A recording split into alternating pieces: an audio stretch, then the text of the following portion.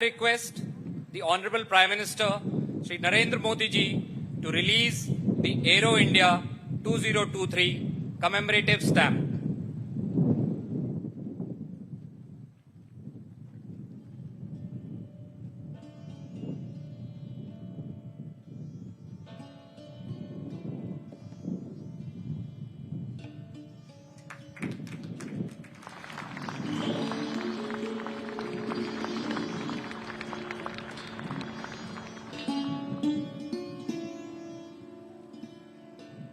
Thank you, sir. It is my privilege to request the Honorable Prime Minister, Shri Narendra Modi ji, to kindly address the distinguished gathering of Aero India 2023.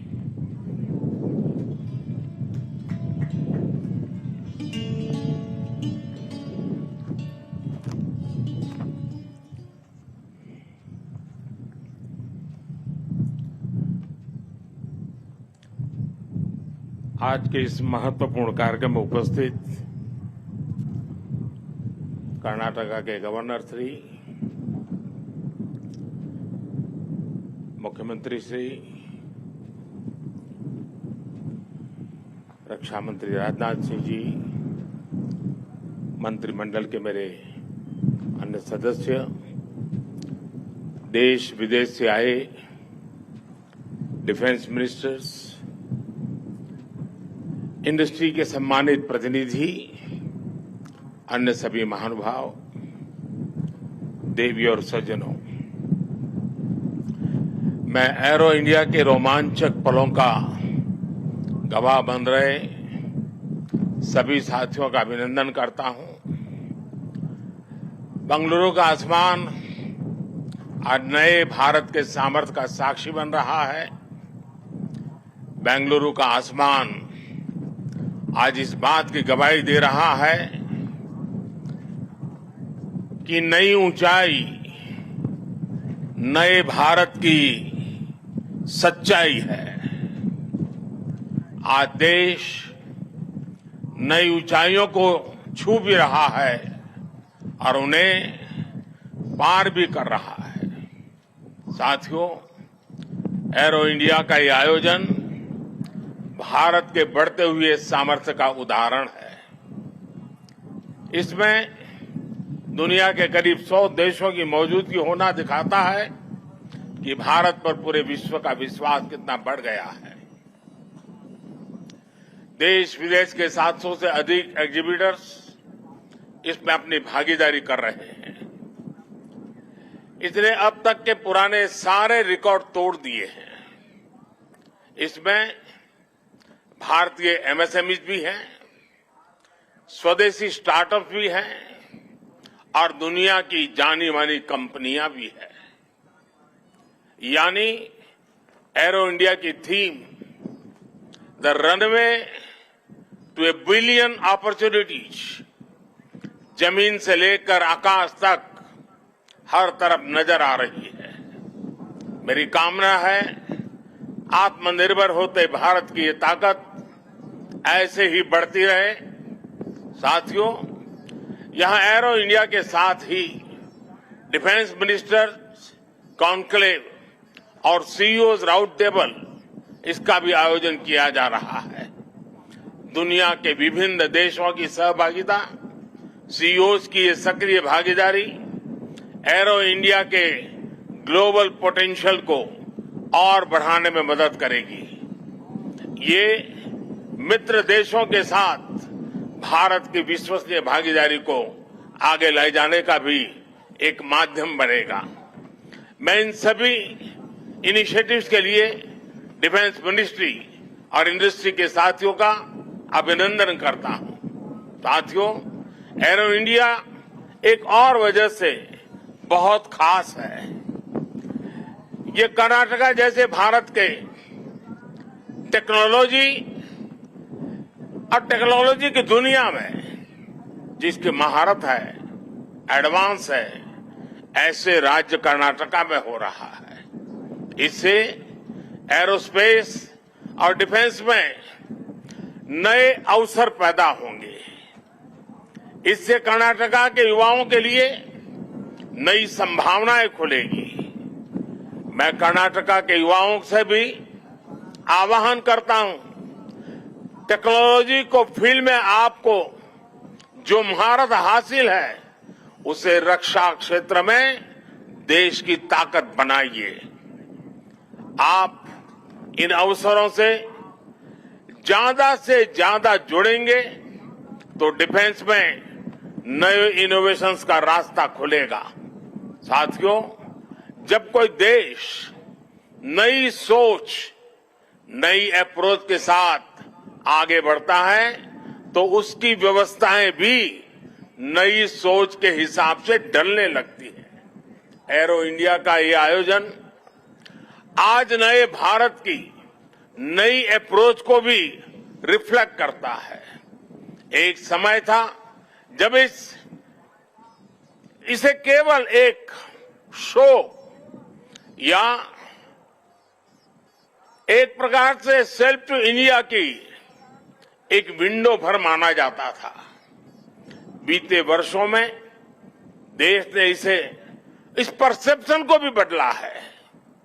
आज arrow India केवल एक show नहीं है, ये India की strength भी है। आज ये इंडियन डिफेंस इंडस्ट्री के स्कोप को भी फोकस करता और सेल्फ कॉन्फिडेंस को भी फोकस करता है।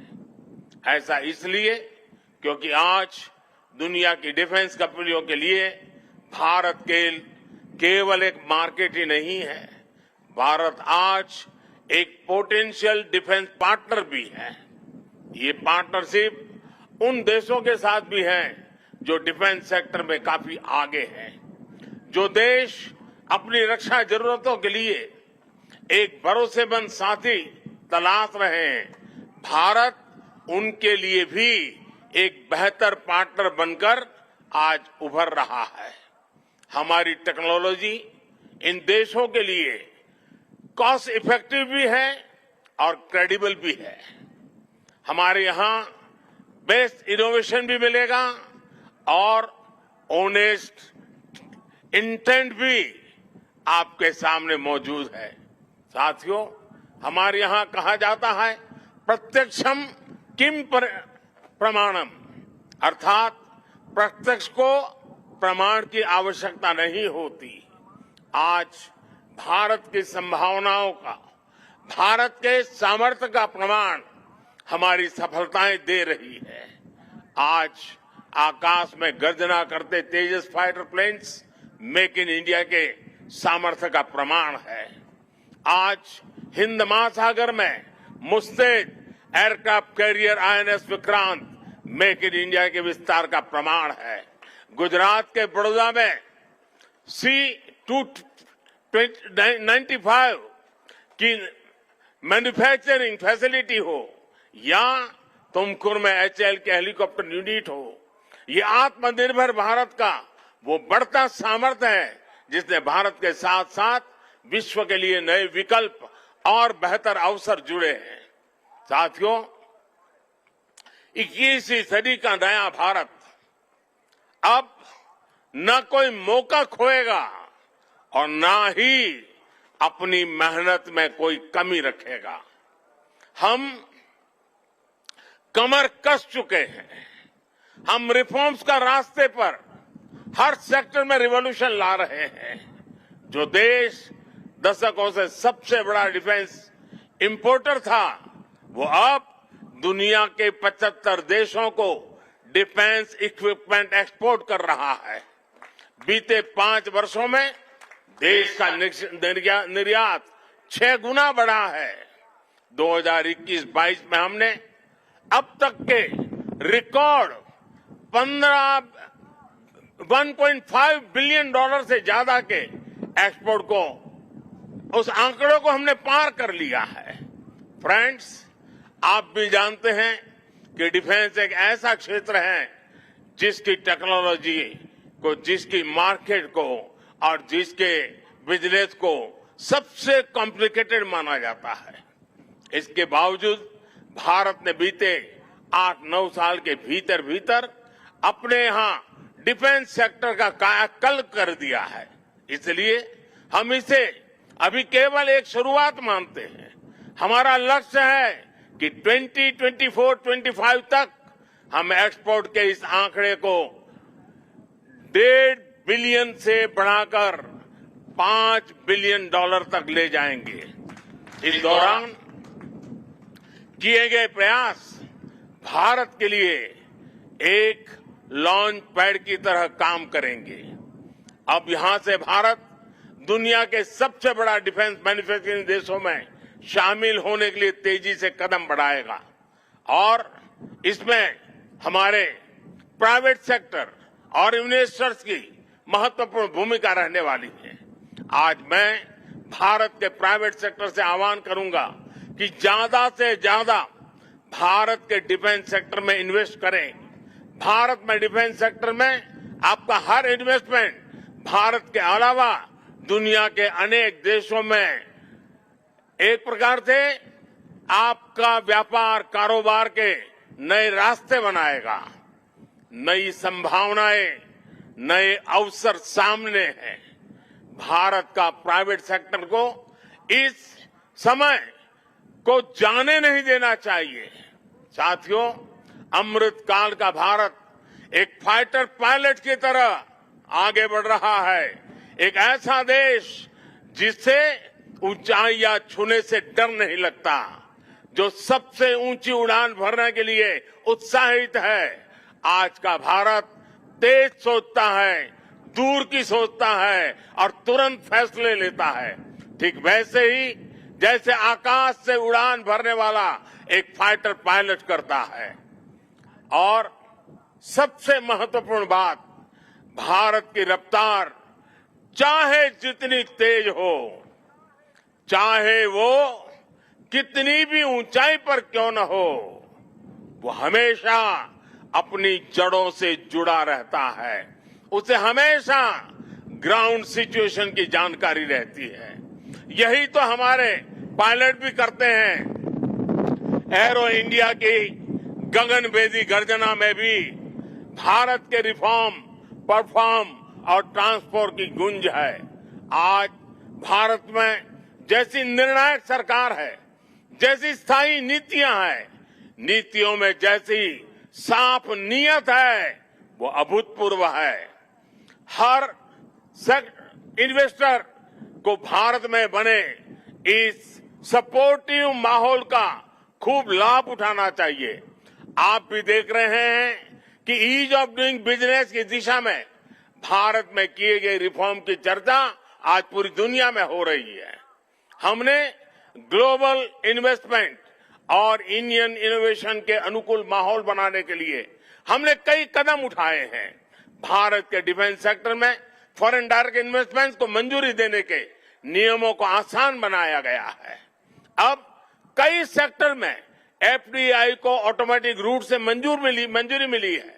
हमने उद्योगों को लाइसेंस देने की प्रक्रिया को सरल बनाया है, उसकी वैलिडिटी बढ़ाई है ताकि उन्हें एक ही प्रोसेस को बार बार न दोहराना पड़े। अभी 10-12 दिन पहले भारत का जो बजट आया है उसमें मैन्युफैक्चरिंग कंपनियों को मिलने वाले टैक्स बेनिफिट को भी बढ़ाया गया है। इसका फायदा डिफेंस सेक्टर से जुड़ी कंपनियों को भी होने वाला है। साथियों, जहां डिमांड भी हो, कैपेबिलिटी भी हो और एक्सपीरियंस भी हो, नेचुरल प्रिंसिपल कहता है कि वहां इंडस्ट्री दिनों दिन और आगे बढ़ेगी। मैं आपको भरोसा दिलाता हूं कि भारत में डिफेंस सेक्टर को मजबूती देने का सिलसिला आगे और भी तेज गति से बढ़ेगा। हमें साथ मिलकर इस दिशा में आगे बढ़ना है।